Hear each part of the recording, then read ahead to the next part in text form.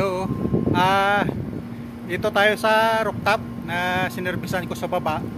Yung sinervisan ko ay ano yon, yung gumagawa ng beer, parang factory nga maliit, tapos sila rin nagtitinda. Ito ngayon ang mga condensing malilinis naman. Yan, oh. Na malinis. Yan. Tsaka yon ang isa. So hindi na kailangan to linisan ng condenser. Yun, oh. Malinis.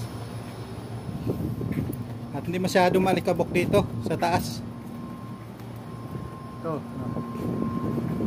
Ito tatlo to. Tapos ang ito naman, ito yung condensing ng para sa beer na tinitinda lang na beer. So sa ngayon wala pa to problema. Ito, dalawa. At saka malinis naman yung condensing nila. Ito, yun, malilinis.